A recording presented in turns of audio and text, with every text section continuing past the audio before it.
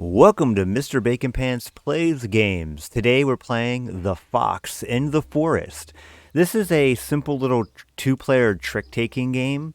It's a really great game. I play it quite a bit in the physical form with my son, and we have a really great time playing it.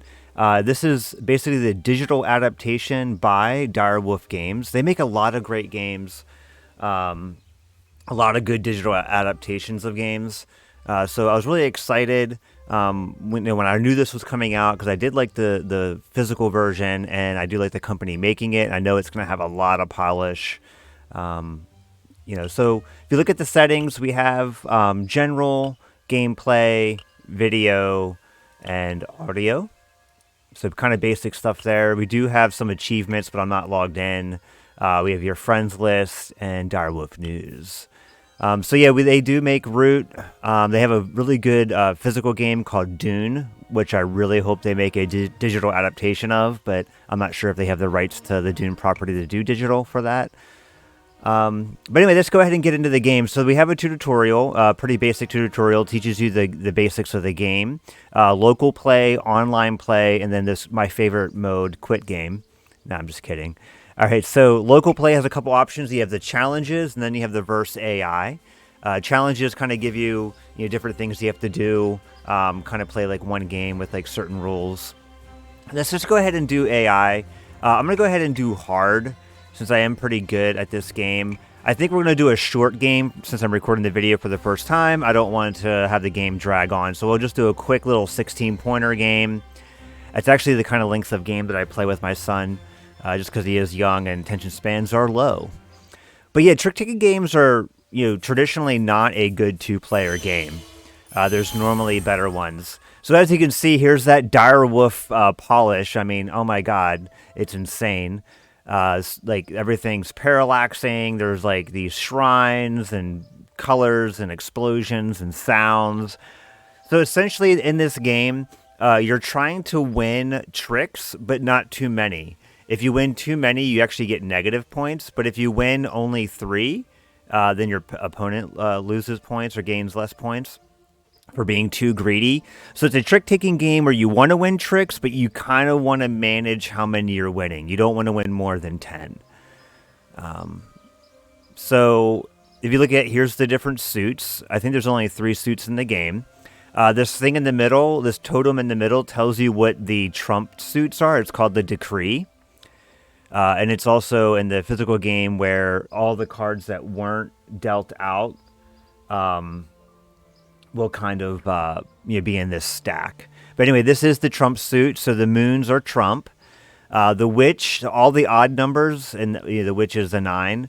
All the odd numbers in the suits have special abilities, so like the 1, the 4. Well, the 4's even. it's the morning, haven't drank my cup of coffee yet. The 11... the 3. So we'll kind of get through those when we're playing. So right now the witch says, when determining the winner of the trick with only 1 9, treat the 9 as if it were the trump suit. Well, it's the trump anyway. You have to follow suit in this game if you can. I do want to kind of regain control. So I'm going to go ahead and play my swan. The swan has the ability, if you play this and lose the trick, you'll lead the next trick. So I'm going to go ahead and do that. I kind of want to change the decree because I don't have a lot of moons. And I feel like, obviously, since all the cards get dealt out and what can't get dealt out is in the decree, I'm pretty sure my opponent probably has more moons than me. But I don't have any cards that allow me to... Oh, no, this one does. The 3s allow me to exchange. So when you play this, you may exchange. Yeah, let's go ahead and do that. And I think I'm going to do keys.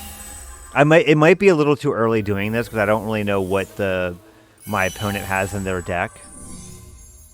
All right, they just regain control.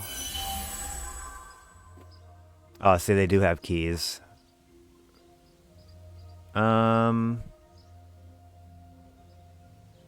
If I win that 7, I will get an extra bonus point. So I'm definitely going to win the 7.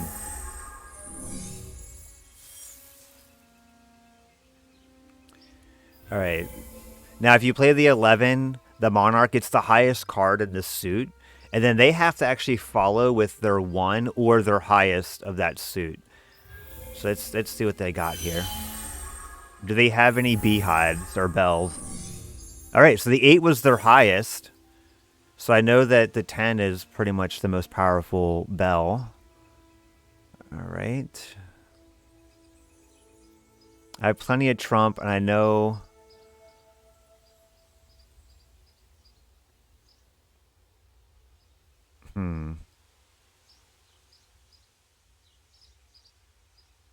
I kind of need to be careful.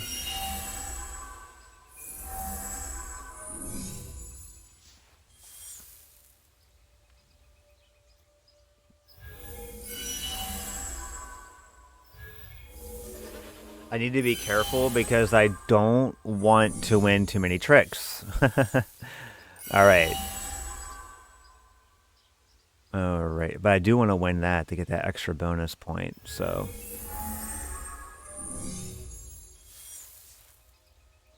All right, let's go ahead and try to lose control.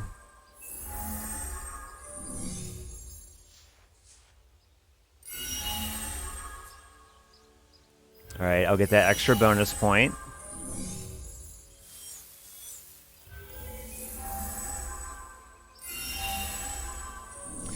Like, I really only want to win one more trick. All right, good.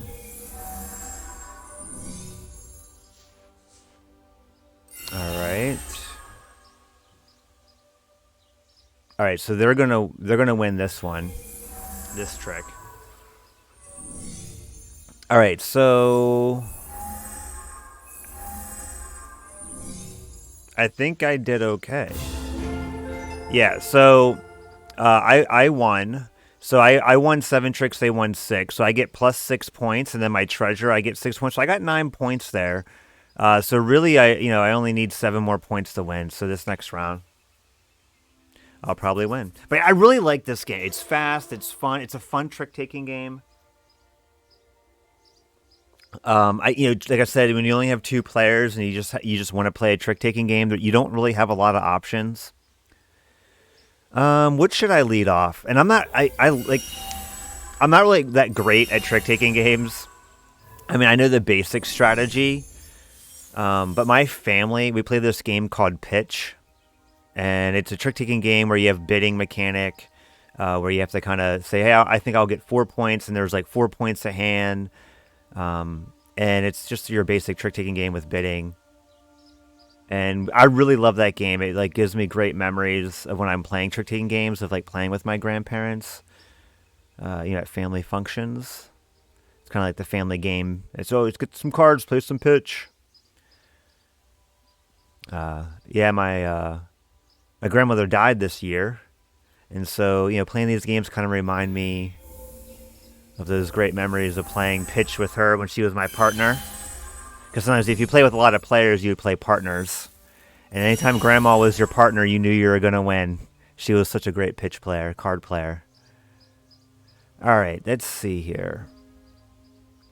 All right, so this one is when you play this, draw 1 card, then discard 1. So it kind of lets you kind of filter out of your deck. I got to follow suit. So let's go ahead and throw my 8. I will gain control.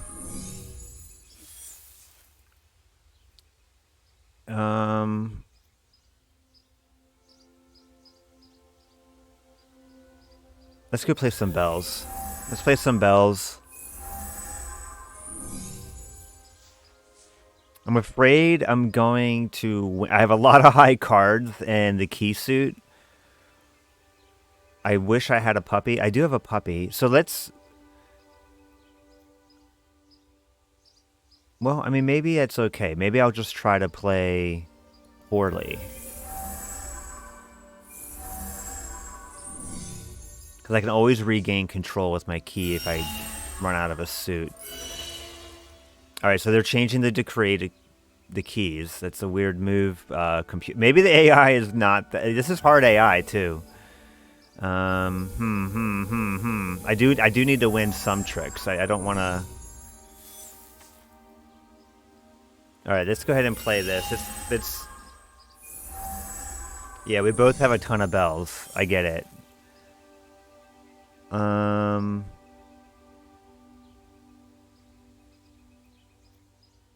I'm a little nervous. I think what I'm going to try to do is let's just play these two trumps.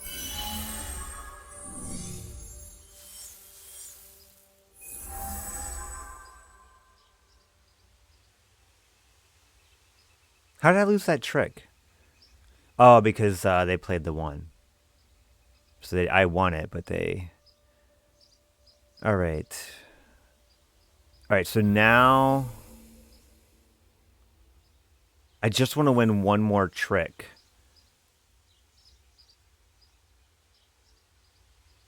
And I do have the one.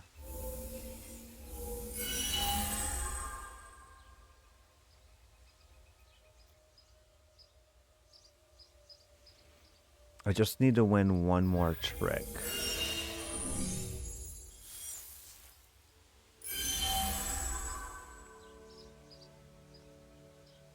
Oh, I think I screwed myself. I know, we'll see. I know this is Penton's the most powerful, but they could trump it. Okay, no. Alright, I think I'm okay. And then I want to win one more, so let's try playing the witch.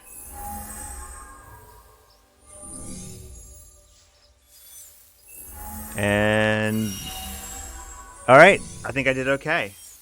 I think I did really good. Boom.